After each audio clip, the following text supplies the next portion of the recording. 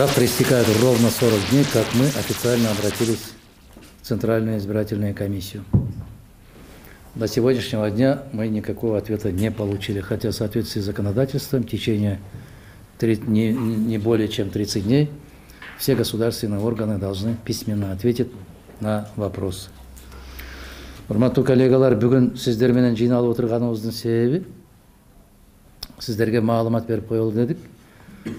Биз Борбордук шайлоо комиссиясына убактылуу чет өлкөдө, айрыкча Россия Федерациясында жашап аткан, иштеп аткан биздин жарандарыбыздын конституциялык укуктарын кайрадан калыбына келтирип берүү боюнча маселе койгонбуз. Сиздердин эсиңиздерде бар, өткөн шайлоолордо, парламенттик, президенттик шайлоолордо биздин 100 миңдеген жарандарыбыз конституциялык укуктарынан, адамдык укуктарынан ажырап калган. Алар добуш бере албай калган. Биз ошол кайрылууларды эске алуу менен Борбордук шайлоо комиссиясына ушул иштерди аткаруу боюнча сунуштарды берип кайрылуу жасаганбыз. Эртең 40 күн болот. 40 күндүн ичинде же ак деген, же көк деген жооп жок. Кыргыз Республикасынын мыйзамдарына ылайык 30 күндөн кем эмес мезгилде, убакыттын ичинде расмий түрдө жооп бериш керек мамлекеттик мекеме ишканалар.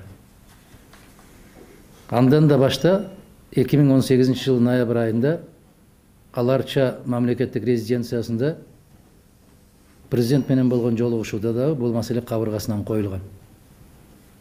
Андан бери өзүңүздөр эсептеп көрүңүздөр, 1,5 жылдай убакыт өтүп атат. Президент тарабынан дагы ак же көк деген жооп жок. Бул деген сөз толугу менен Кыргызстанда жарандардын укугу же мыйзамдары аткарылбайт деген сөз. Же ошол мыйзамдардын аткарылышына расмий бийлик кызыктар эмес деген түшүнүк. Ровно год тому назад, в январе, в Москве министр иностранных дел Российской Федерации, мною очень уважаемый Сергей Викторович Лавров, на очередном брифинге во время встречи с министром иностранных дел Германии, отвечая на вопросы журналистов, говорил о том, что Российская Федерация не видит никаких трудностей для организации, реализации конституционных прав граждан Украины, которые временно находятся на территории Российской Федерации. Если официальная власть будет обращаться, то российская сторона будет делать все возможное, чтобы реализовать конституционные права граждан Украины. Всем вам известно. Вы помните этот момент. И мы сегодня решили официально обратиться к министру иностранных дел Российской Федерации, уважаемому Сергею Викторовичу, в письменной форме. Мы сегодня отправляем через посольство Российской Федерации, которое аккредитовано в городе Бишкек, официальное письмо с просьбой о том, чтобы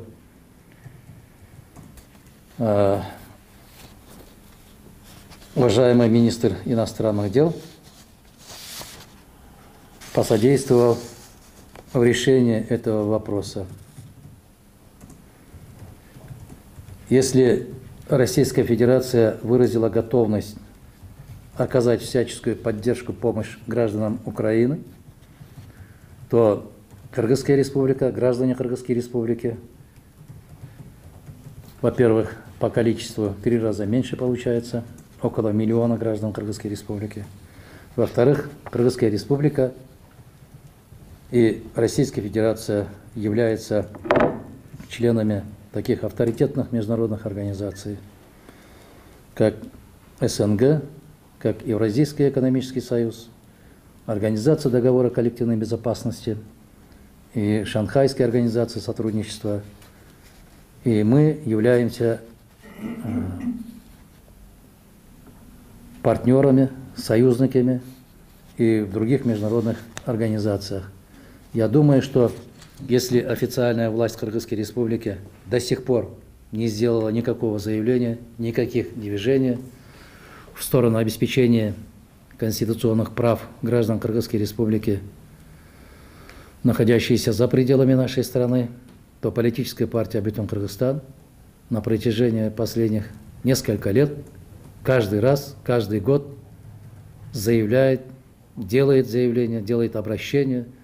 И сегодня мы решили обратиться напрямую к министру иностранных дел Российской Федерации. Я думаю, что это шаг отчаяния, и более того, что со стороны наших государственных органов мы не чувствуем понимания, мы не чувствуем желания реализации, обеспечения конституционных прав наших граждан. Ошондуктан биз расмий түрдө Россия Федерациясынын тышкы иштер министри Сергей Викторович Лавровго расмий түрдө кат жүзүндө кайрылууну туура көрүп атабыз. Себеп биз Борбордук шайлоо комиссиясына кайрылгандан 40 күндүн ичинде жооп албасак, сиздердин көзүңүздөрчө, журналисттердин көзүнчө массалык маалымат каражаттары аркылуу кеткен өлкө жетекчиси менен болгон жолугушуудагы айтылган сын пикирлерге, сунуштарга бүгүнкү күнгө чейин ак же көк деп жооп бербегенден кийин биз түздөн түз Россия Федерациясына кайрылууга мажбур болуп турабыз. Себеп мага ошол Бүтүн Кыргызстан партиясынын төрагасы катарында, мен макул эмесмин кыймылынын төрагасы катарында миңдеген, 100 миңдеген биздин жарандарыбыз биздин конституциялык укугубузду коргоого жардам бериңиз деп кайрылып атат. Мен алардын үнүн укканга, алардын тапшырмасын аткарганга милдеттүүмүн. Биз ошон үчүн партиябыз, биз ошон үчүн жаралганбыз, элдин үнүн угуп, элдин талабын аткаруу. Бүгүн расмий түрдө Бишкек шаарындагы Россия Федерациясынын өкүлчүлүгүнө жиберебиз. Ишенгим келет, биздин кыргыз мамлекеттик органдарынан айырмаланып, Россия Федерациясы өзүнүн кандай болсо дагы жообун тез күндөрдө берет деген ишеним артабыз. Биз Россия Федерациясы менен жамааттык коопсуздук уюмунда, Шанхай кызматташтык уюмунда, Евразиялык экономикалык биримдигинде, жана дагы көптөгөн эл аралык уюмдарда бир уюмда турган мамлекет катарында бул маселе оң жагынан чечилет деген үмүт арткыбыз келет. Рахмат, суроолор болсо жооп бергенге даярмын. Партия Бүтүн Кыргызстан не представлена во власти, не представлена даже в парламенте. То есть вы думаете, что ваше прошение будет услышано? Я в этом не сомневаюсь. Потому что каждый гражданин имеет право обращаться и в международные организации. Не обязательно быть членом правительства или членом парламента для того, чтобы помочь в реализации конституционных прав своих сограждан. К тому очень много есть примеров. Примеры, что граждане других государств обращаются вплоть до организации Объединенных Наций, до ОБСЕ обращаются частные лица, не обязательно быть юридическим лицом, а как будет отвечать, как будет реагировать, это уже на усмотрение Министерства иностранных дел Российской Федерации. И я очень хочу надеяться, что Сергей Викторович будет относиться к этому обращению с пониманием и с уважением. И вот по поводу съезда. Съезд. В соответствии с законодательством Кыргызской Республики политические партии будут проводить свои съезды после назначения даты выборов. Бүтүн Кыргызстан будет участвовать? Безусловно, Бүтүн Кыргызстан будет принимать участие. И более того, что на последних 2 парламентских выборах Бүтүн Кыргызстан показал, партия как партия показала устойчивую позицию роста и доверие со стороны населения наших граждан, и увеличивается количество, которое вступает в ряды политической партии «Бетон Кыргызстан». Тем более мы буквально недавно реализовали того, чего не может реализовать официальная власть, электронная регистрация членов нашей партии. Независимо от того, где он находится, в Корее находится, в Африке находится или в Соединенных Штатах Америки, открывается наш сайт betonkyrgyzstan.com, и там есть раздел электронной регистрации. Мы сейчас занимаемся перерегистрацией наших членов политической партии «Бетон Кыргызстан». И мы будем двигаться дальше в соответствии с требованием законодательства Кыргызской Республики. Сначала объявляется дата выборов, и после этого будет проводиться соответствующие организационные мероприятия. Скажите, пожалуйста, в связи с тем, что это выборы, собирается ли партия «Бетон Кыргызстан»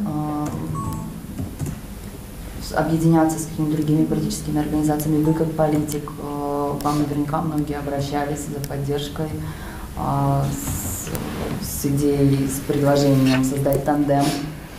Возможно ли такое, и ваша позиция относительно 9% барьера?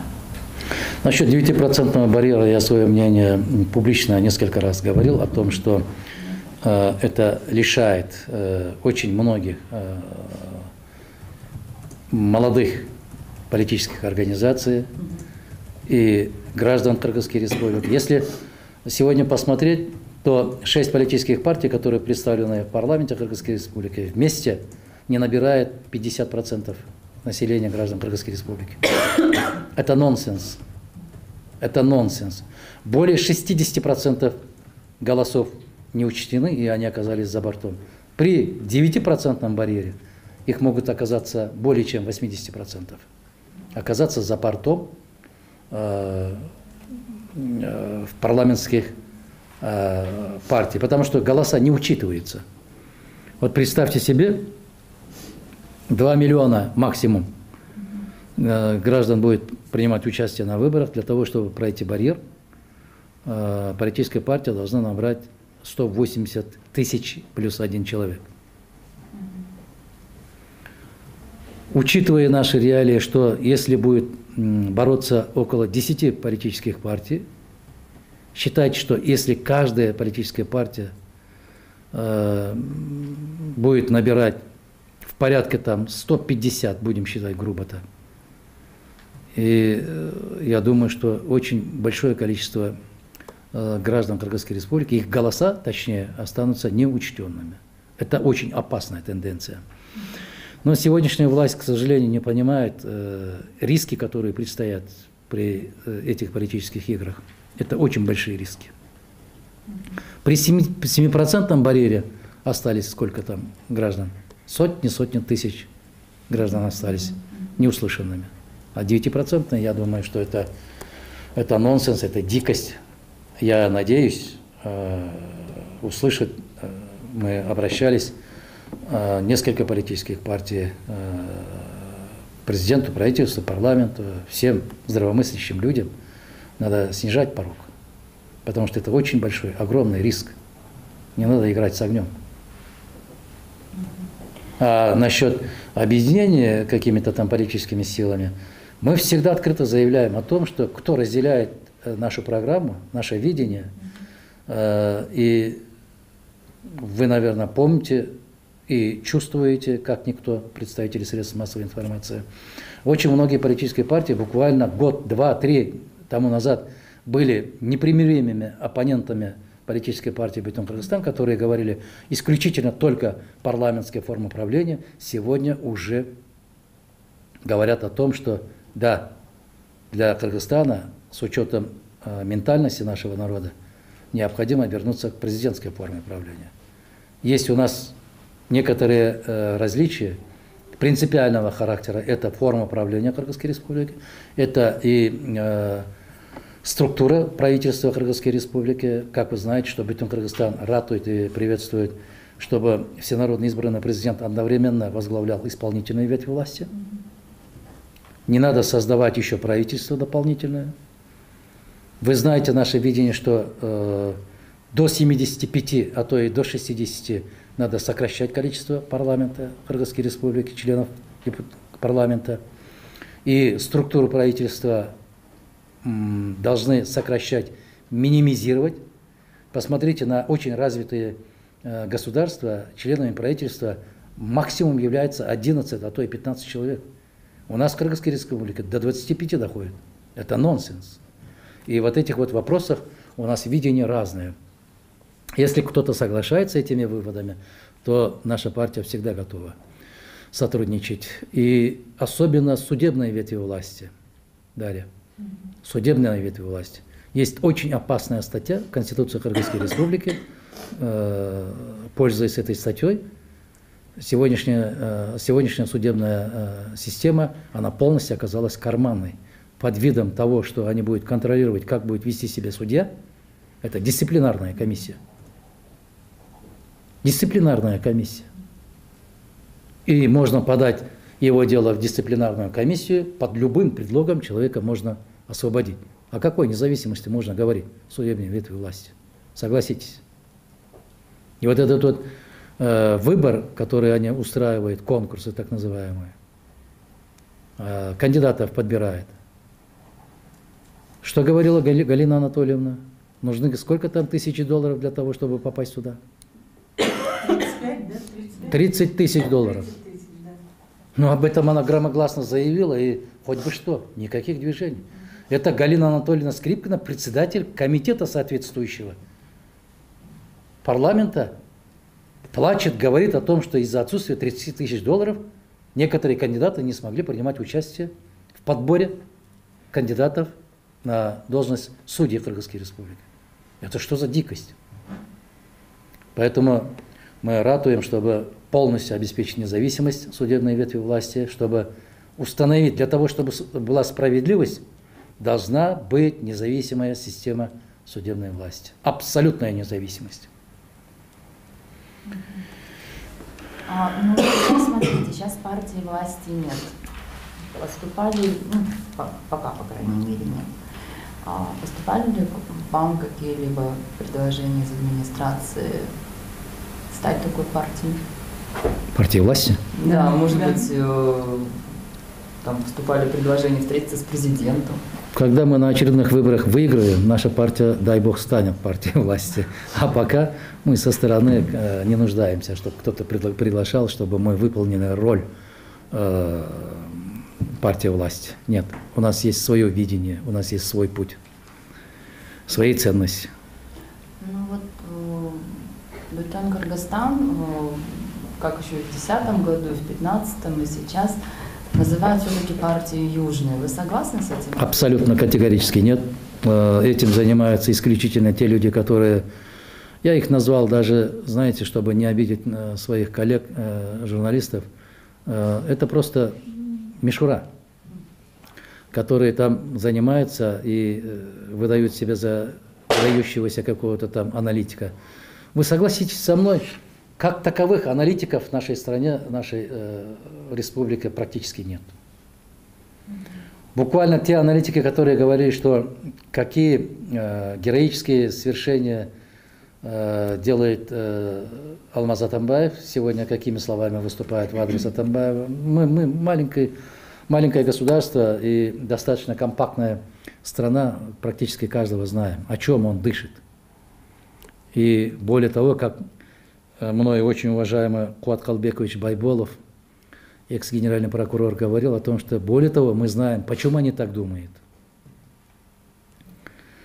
Так что наша политическая партия, она и есть Бетон Кыргызстан, это единый Кыргызстан, это целый Кыргызстан, это весь Кыргызстан, включая тех граждан, которые находятся сегодня за пределами нашей страны.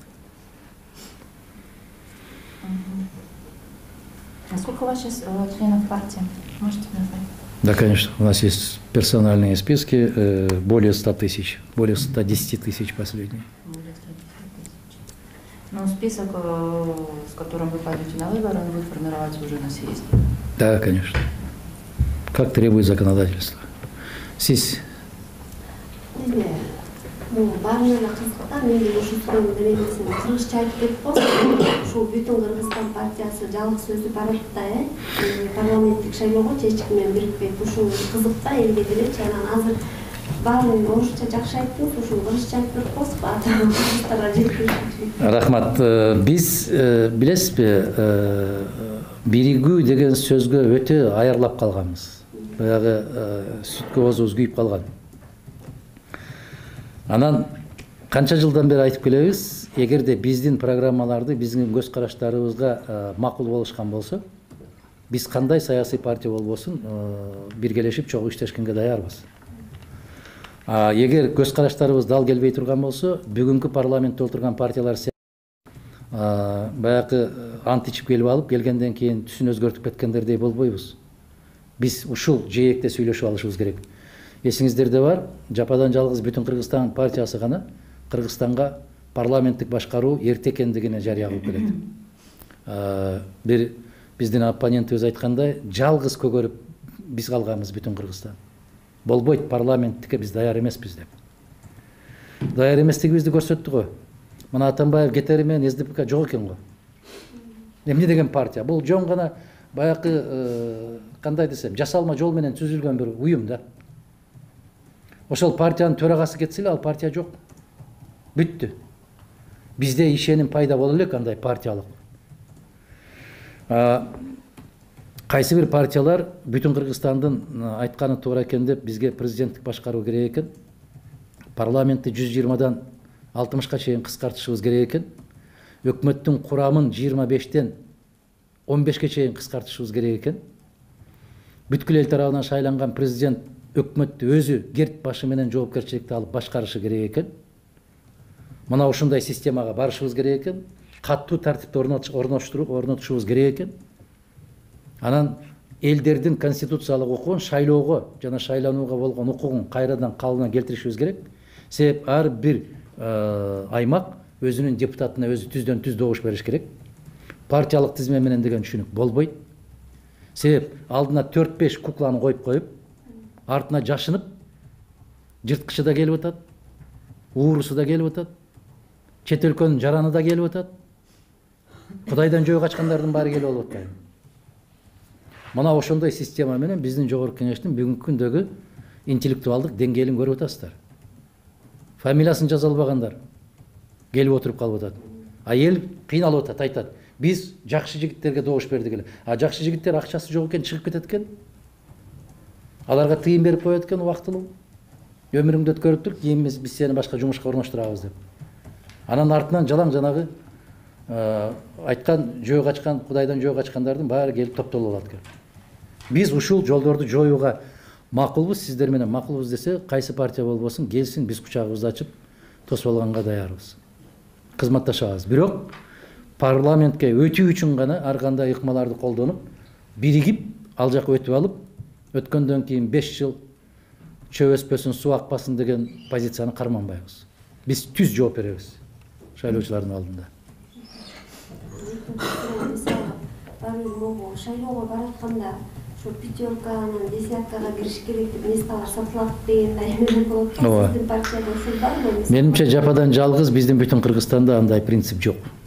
Бизде баары бирдей, баары тең. Критерий, бир гана критерий бар. Канчалык даражада ал же бул киши элдин ишенимине ээ. Канчалык деңгээлде ал же бул жигиттин же кыздын артынан эл ээрчийт. Канчалык деңгээлде ал же бул жигит кыз ошол ишенимдүү позициясында бекем тура алат. Себеп ойноп кетмей, аябай модага айланбадыбы Кыргызстанда. Анан ошолордун баарын силер журналисттер ийкемдүү экен. Ушинтип жооп, ушинтип мүнөздөйсүңөр да. Анан керкейип туруп албайт экен. Анан өзүнүн кызыкчылыгына караганда өлкөнүн кызыкчылыгын жогору койду. Эч кандай андай эмес. Ал туруксуз эле деп эле айткыла бир эле сөз менен. Ийкемдүү эмес ал. Анын көз карашы жок. Ал ойноок. Ал секирчек. Бүгүн бул жээкке секирет, эртең башка жээкке секирип өтүп, үчүнчүсүндө мына азыр көргүлө. СДПКнын балдары, кыздары канча гана жээктерге секирип өтүп кетишпеди. Карап көргүлө, ата мекен эмне болуп атат. Карап көрсөңөр башка саясий партиялар эмне гана болушпады. Азыр баары кече мен партиям үчүн кызмат кылам дегендер азыр түзүлүп аткан баягы Кыргызстан менен биримдик анан дагы бир чөнтөгө дөңдөрдүн партиялардын эшигин каккылап жүрүшөт. Сагалап, мен алып кой, тыйыным бар. Ошондуктан бул жоопкерчиликти жалгыз саясатчылар эмес, биздин Кыргызстандын эли дагы түшүнүш керек. Убактылуу сатылганга даярбызбы же туруктуу көз караш менен барабызбы дегенге биздин элибиз да даяр болуш керек. Парламентке, президентке болгон шайлоо бир гана саясатчыларды таразага салбайт. Биринчи кезекте ошол коомду таразага салат. Канчалык даражада аң сезими көтөрүлгөн, канчалык даражада туруктуу. Бүгүн бирөө 500 сом берип, эртең бирөө 1000 сом берсе, 1000 сом жакка томолонуп кете берген коом болсо, анда ошол томолонуп кетчү саясий инсандарды тандап алышат. Мен берсем болот. Мына бүгүнкү күндө парламентке аябай сындар көп да. Азыр сиз элдин саясий аң сезими калыптаныш керек дедиңиз. Сиз эми алдын ала көрө билсеңиз да керек, мындай өзүңүздүн саясатчын өзүнүн алдын ала божомолу болот да. Элдин саясий деңгээли калыптандыбы мындай сиздин оюңузча? Анан экинчи суроо, ушул шайлоо эң кымбат шайлоо болот деп атат. Демек сатып алуулар дагы уланышы мүмкүнбү? Элдин аң сезими боюнча Кудайга чексиз шүгүрчүлүк келтиришибиз керек, өсүп баратат. Айрыкча жаштардын аң сезими катуу өсүп атат. Мен ушу Бишкек шаарында аябай көп жүрөм, жөө жүрөм. Үйдөн жумушка келгенче, бул жерге келгенче, бул жерден кайра үйгө барганча ондогон кишилер келип амандашат. Мындан 2 жыл, 3 жыл башта андай тенденция жок эле. Келип абдан туура айткан экенсиз. Акча деген курутат экен. Акча деген болбойт экен. Акчага эмес, акылга карашыбыз керек экен. Позицияга карашыбыз керек экен. Биз сизди башта жаман көрчү элек. Биз сизди түшүнчү эмес элек. Азыр түшүнүп баштадык дегендерине мен ачуураак айтып коем. 1000 сомду көргөнчө түшүнөсүңөр, 1000 сом көргөндөн кийин акыл иштебей калып, ашказан иштеп кетпейби деп. Жок деп качышат да, андай эмес деп. Бул ар жерлерден келген кишилерден дагы байкалат. Айрыкча мына Ысык көл областынан келип аткан кишилерден, Нарын областынан келип аткан кишилерден мына ушул акча маселени чечпейт экен деген түшүнүккө мындай бир ооп баратат да. Менимче үмүтүбүздү жандырып аткан ошол күчтөр, айрыкча жаштар түшүнүп баратат. Анан экинчисине эмне дедиңиз? Жана эң кымбат шайлоо. Эң кымбат шайлоо болот дегени себеп бүгүн өкмөтүңдүн башчысы дагы, өлкөңдүн башчысы дагы баарына ишарат берип атпайбы? Менин тизмеме киргиле, менин тизмеме киргиле. Ошол тизмесине кирип чыккандар, билесиңерби, коллегалар? Ошолор келип мени менен сүйлөшүшөт. Мага кир деди, анан мен карап көрөм дедим. Анан кирүүнүн шарты кандай десе, момундай деди. Анан ошолор 3 партияны атап берет. Биримдик дегенди түзүп атыптыр. Биримдикке бүгүн кезек аябай каттуу болуп атыптыр. Кыргызстан ачык эле жарыялабадыбы? Биринчи ондукка момунча керек, экинчи ондукка ушунча керек деп. Анан дагы бир кол бала партияны түзөбүз дедилер. Менимче соңку кездеги кыргыз журтчулугунун аң сезимин ушундай көтөрүлгөндүгү алардын оюнан кайтканга мажбур кылып баратат. Эгерде биз дайым биримдикте ушундай болуп, кыраакылык менен турган болсок, бийликтин бүгүнкү күндөгү уюштуруп аткан арам ойлор ишке ашпай калат. Тескерисинче болуп калышы мүмкүн. Мына досумду шайлап алсам баары жакшы болот деп тескери чыкпадыбы? Ошол сыяктуу бүгүнкү бийлик дагы өзүмдүн жакшы көргөндөрүмдү алып келип алсам деген сөзү тескери чыгып калышы толук ыктымал. Менин суроом чек ара боюнча болмокчу. Азыр бийлик айтып атышпайбы, Тажикстан менен Кыргызстандын чек арасындагы аймакты алмашуу жолу менен чечүүнү сунуштайбыз деген боюнча. Ушул боюнча сиздин пикириңизди айтыңыз. Эми Жеңиш Разаков мырза Америка ачып аткан жок. Алмашуу жолу менен деген Советтер Союзунун мезгилинен бери келе аткан сөз. Бул аргасыздын сөзү. Бул мүмкүнчүлүк туулуп, жаралып турган мезгилдерде ар кандай шылтоон айтып, арамзаланбастан чу дегенде эле ушул позициядан башташ керек эле. Алмашуу жолу менен дегенде карап көрүш керек. Башка жолу жокпу? Билесиздерби, эч ким мындай бир өзүнүн бир карыш жерин бергиси келбейт. Жаман болсо дагы өзүнүн туулуп өскөн, киндик каны тамган жерди, ар биринин туулган жери өзүнө Мисир деген сыяктуу какырап жаткан талаа болсо дагы өз жери деген ыйык маселе бул. Алмашуу жолу оңой эмес. Бирок билесиздерби, эки өлкөнүн ортосундагы жетекчилердин ортосундагы бири-бирине болгон ишеним чоң маселени ойнойт. Ишеним, сый. Биздин мамлекеттин жетекчилерин ошондой сыйлайбы алар? Менимче андай сый жок, урмат жок. Ачык эле айтышыбыз керек да. Жеңиш мырзаны кызматтан алгыла деп ошол Баткендин тургундары канча жолу кайрылып атат. Биз ага ишеним артпайбыз деп атат. Жок болбой ошо жоктон тапкандай кылып Жеңиш мырзаны түртүп келет. Ошол жерде жана жер тилкелери боюнча адис болуп жүргөн ошол Жеңиш мырзанын кесепетинен кеткен азаматты кайрадан алып келип бергиле деген маселени коюп атат.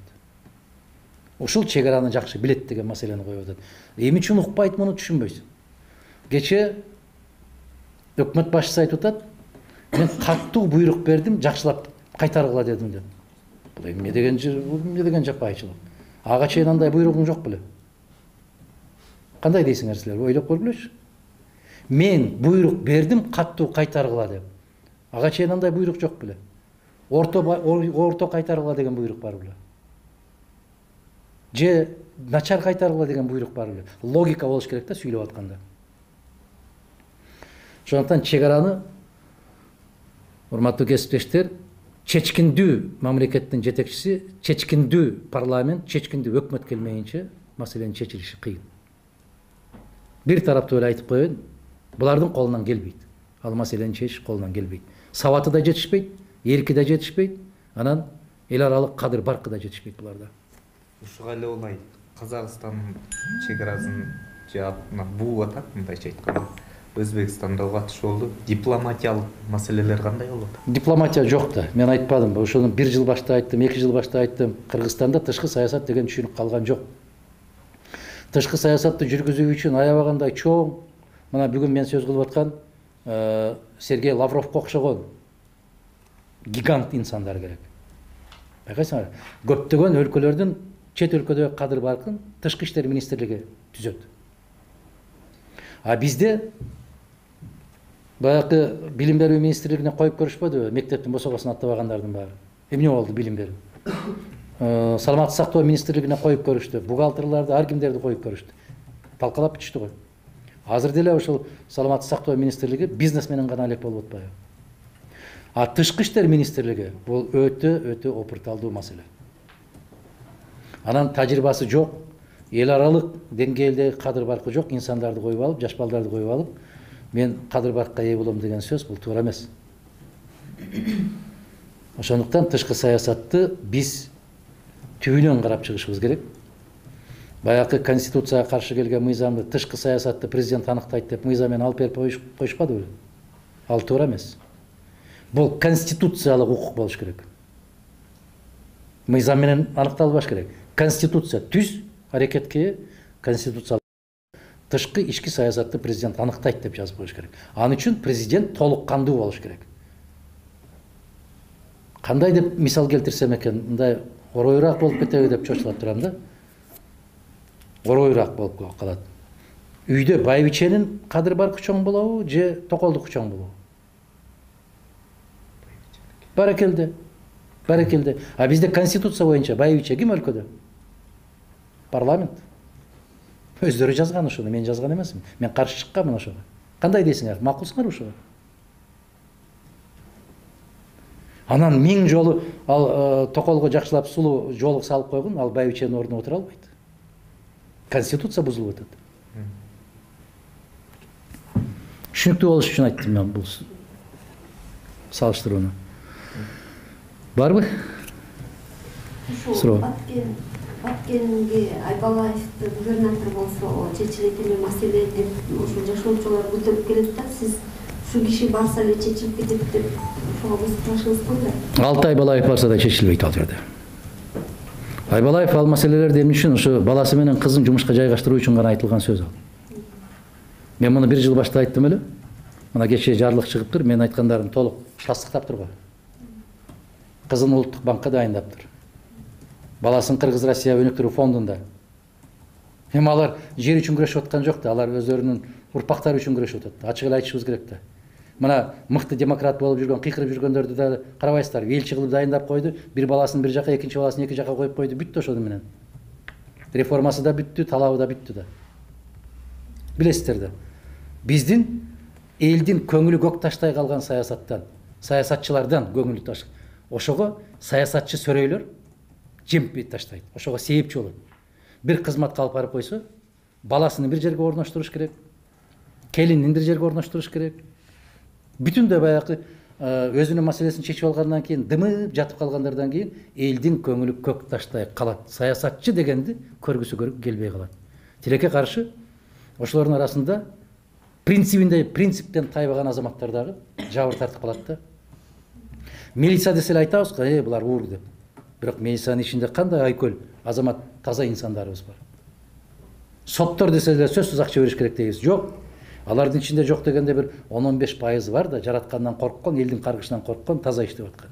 Ошол сыяктуу эле саясатчылардын арасында дагы күндөн күнгө азайып баратат, принцибинде турган. Жок. Балаңды бир жерге коюп койду, өзүңдү бир жерге жайгаштырып койду, келиниңди бир жерге коюп койду, бүттү ошону менен алардын саясаты. Мына соңку 1-2 жылдын ичинде элчи болуп шайланган азаматтардын баарын кечеки күндөгүсүн карап көрбөйсүңөр. Кече эмне деп аткан, бүгүн эмне дейт. Аман болушсун ошолор. Же болбосо өздөрү болсо балдарын карап көргүлө, кыздарын карап көргүлө, кай жактарга жайгаштырышып атат. Мына бизде бүтүндөй өлкөдөгү сабатсыздык, кесипкөйлүктүн жоголуп аткандыгы ушунун себебинен болуп атат. Сурабайт. Балаң иштей алабы ал жерде? Кызың иштей алабы ал жерге барып? Жок, сурабайт. Атаң керек, энең керек. Мына ушул кадр саясатын токтотушубуз керек. Ошондо Айбалаев мындан бир жыл мурун сиздин атыңызды атабады, чек ара ошо депчи. Анан ошол жака келсин деп да сизде элдер чыкпадыбы, барып жолугуша алдыңызбы? Мен жолугушка качан болсо даярмын. Айбалаевдин дагы, парламенттин дагы түз эфирге эрөөлгө чакырдым. Канча ай өтүп кетти, бирөө да келе албайт. Бирок алар үрөөн сейип койгон түшүмүн алып атат азыр. Кызматтарга коюшуп атат, бир жерден бир жерге которушуп атат. Ошол сыяктуу эле. Менимче биздин эл ушуну түшүнүш керек. Түшүнүүгө мезгил жетти. Убактылуу каралап коюп, анан баягы буйруктарды аткарып коюп, анан ийиндерине кирип кетишет. А түз эфирге кел ошону далилдеп бер десең, далилдеп бере албайт. Аны силер деле билип турасыңар, байкадыңар, өзүңөр деле сездиңер. Айтыштын кажети жок. Азыр чептен эрдин күчүбөк деп коет да. Ошо чек арада ишке жарамдуулардын баары мигрант болуп кеткен. Деги эле азыр мамлекеттин күчү жетеби ошол Баткендеги элдин социалдык абалын көтөрүп алып калганга кандай жол менен чечип бересиз? Мен былтыр мисал келтирип бердим. Дарья, понятно же, ты же кыргызский уже очень хорошо понимаешь, только говорить не можешь, да? Мен өткөн жылы дагы мисал келтирип айттым. Аймактарды өнүктүрүү жылы дейт да таңдын көрү. Аймактарды өнүктүрүү жылында 200 000 кыргыз аймактарды таштап чыгып кетти. Ким өнүктүрөт? Бир депутат айтпады беле, ар бир областты бирден мамлекеттерге бөлүп беришибиз керек деп. Мейис аябай өрчүп кеткен азамат. Баткенди Японияга беришибиз керек деп. Ошого окшогон депутаттар парламентте отургандан кийин кыргыз өсөбү? Баткенди өстүрүүнүн, Баткенде чек араны бекемдөөнүн бир гана жолу бар. Ал жерге мекен үчүн күйгөн азамат барыш керек. Тымпыйып 7 жылда 2 ооз сөз айтпаган азаматтарды ал жерге алып барып коюштун кереги жок. Алар барбы жокпу, айырмасы жок. Кече эл жыйналып алып айтып атпайбы? Губернаторуңдун орун басарлары тескерисинче ал тараптын кызыкчылыгын колдоп сүйлөп жүрөт деп атпайбы? Элди угуш керек да, түшүнүш керек. Сиз берген суроого мен ал жерге барып жолугууга даярмын, бирок ошол Разаков милициядан чыккан да. Мен ошол жерге барайын дегенде кандай провокациялык иштерди уюштуруп аткандыгы жөнүндө менин кабарым аябай жакшы бар. Уюштуруп коюп Мадумаровго жүктөй салабыз деген арам ойлору өткөн жылы ишке ашпай калды. Ошо Исфанада, Баткенде. Булар ошол эл менен түз сүйлөшсө, элдин каргышын угат эле. Убактылуу жыргап турсун, жылтырашып демеле эки дүйнө бактылуу болгондой көрүнүп турушат. убагы келет. Кече ушундай бактылуу болуп тургандарды бүгүн анча мынчасын интернеттен көрүп калып атабыз, кандай кейипте, сүрөттөрү кандай болуп чыгып атканын. Булардын да ошондой күнү келет. Себеп элдин назары жөн жерден кой бербейт. Элдин каргышы да жөн койбойт. Элдин эсебинен өздөрүнүн маселесин чечип жүргөн ошол азаматтарга келечекте чоң бир жоопкерчиликтер бар. Дүйнөлүк саясат тууралуу бир аз айта кетсеңиз, АКШ менен Иран азыр согушуп атат, мындайча айтканда. Бизге мындай биздин мамлекетчил Орто Азиядагы коркунучта турат деген сөздөр бар. Сиздин оюңузча? Бизде эл аралык болуп аткан окуялар Кыргызстандан көз карандысыз да. Кыргызстандан таптакыр эч нерсе көз карандысыз. Тилекке каршы. Кыргызстан чоң эл аралык мындай бир аренада оюнчу эмес. Аймактык чөлкөмдө дагы оюнчу эмес. Түшүнүп атасыздар? Эки өлкөнүн ортосундагы карым катнашта дагы оюнчу эмес. Ошон үчүн сиз айтып аткан биздин кошмо мамлекеттер чек арасын жаап атат деп аткан, себеп сен оюнчу эмессиң да. Сен ошого тең ата боло албайсың да. Сен ошого жооп бере албайсың да. Ошондуктан Иран менен Американын ортосундагы болуп аткан чоң чатактардын башы буга Россия сыяктуу, Түркия сыяктуу мамлекеттер гана аралашып өздөрүнүн позицияларын тактап, бекерине мына Ливияга өтө ыкчам түрдө биринчи Италияда, андан кийин кече Москвада, буландысы Берлинде болуп аткан жок да. Эмнеге бир күндүн ичинде Меркель Москвага келип, эмне үчүн чагылгандай тездик менен Дамаскка Путин барып, анан жол катар келатып, Стамбулга кирип, Стамбулдан келатып, Кара деңизде машыгуу өткөрүп, бул мамлекеттер жашап атат. Путин эл аралык аренада кандай иштерди жасап атканын биздин президент бир райондо да жасай албайт да. Ошондуктан Американын Иранын ортосундагы маселелерге Кыргызстандын тиешеси барбы, Кыргызстан жокпу? Эч кандай маселе эмес бул. Тиешеси эмес, Орто Азия мамлекеттерине да чалуу дегендей ушундай. Эми бул коркунучтуу нерселерди улам айтып келишет байма-бай. Бул эл аралык чоң оюнчулар өздөрүнө керек болуп калган учурда Борбордук Азияга каршы күчтөр топтолуп атат деген маалыматты жайылтып койсо, тышкы көз карашы өзгөрүп кетер бекен деген түшүнүк менен да. Мен дагы көп нерсе айтат элем, бирок убакыт.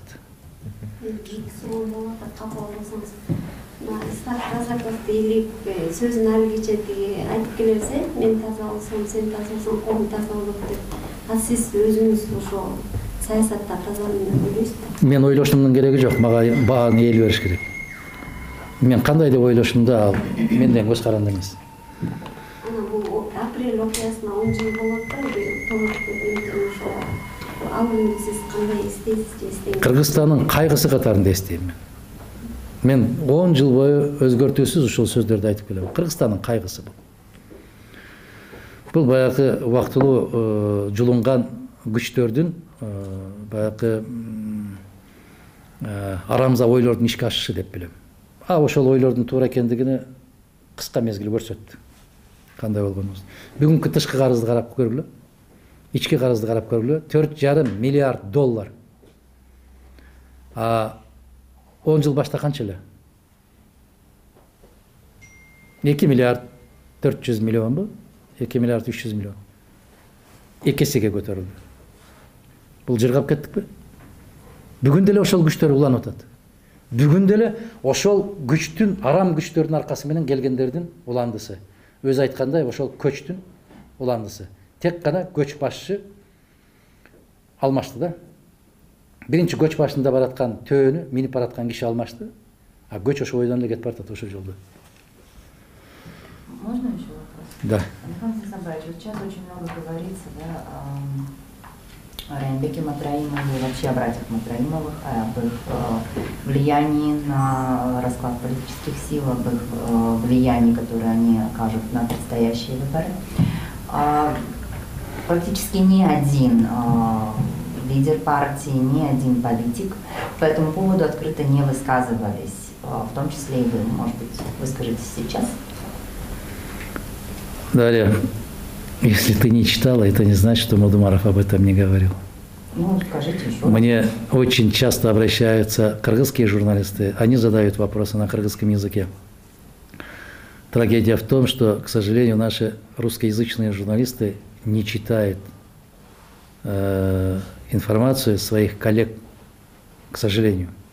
Это к сожалению. Ну, может быть, ее так преподносят, что она не была растиражирована. Вот, если найти какие-то там можно в любом случае. Было бы желание, даже иностранные представители посольства иногда такие вещи задают мне, спрашивают. Я говорю, где вы читали? Они знают такие газеты, такие сайты, такие информационные какие-то там источники. Вот там написано. А потом я открываю, это же на кыргызском. А как вы читали? Говорят, мы читаем, говорят. Ну, скажите. Они говорят. Проблема коррупции